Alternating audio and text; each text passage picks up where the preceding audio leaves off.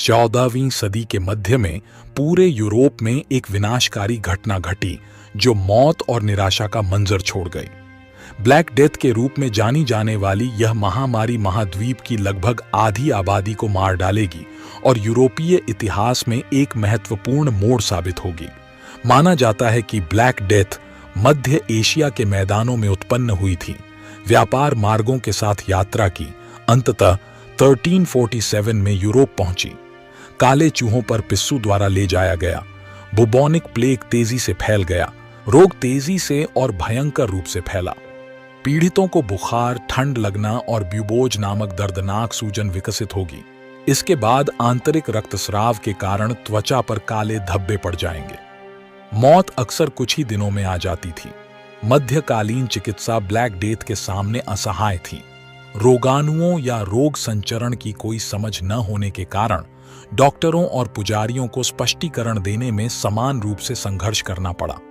कई लोगों का मानना था कि यह ईश्वर की ओर से एक सजा थी, जबकि अन्य ने ग्रहों के संरेखण या यहां तक कि यहूदियों जैसे अल्पसंख्यक समूहों के कार्यों को दोषी ठहराया, जिससे हिंसक उत्पीड़न हुआ।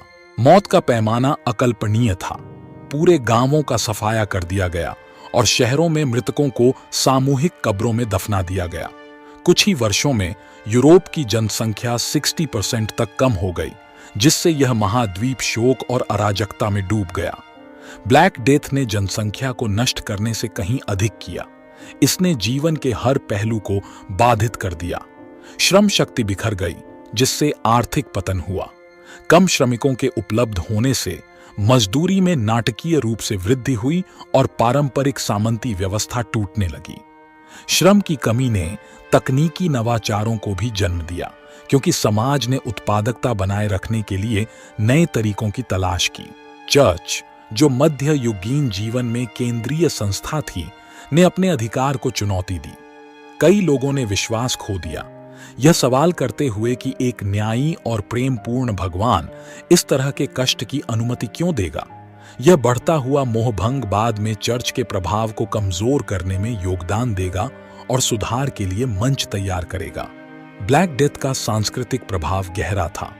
मृत्यु की सर्वव्यापकता ने कला, साहित्य और दर्शन को प्रभावित किया।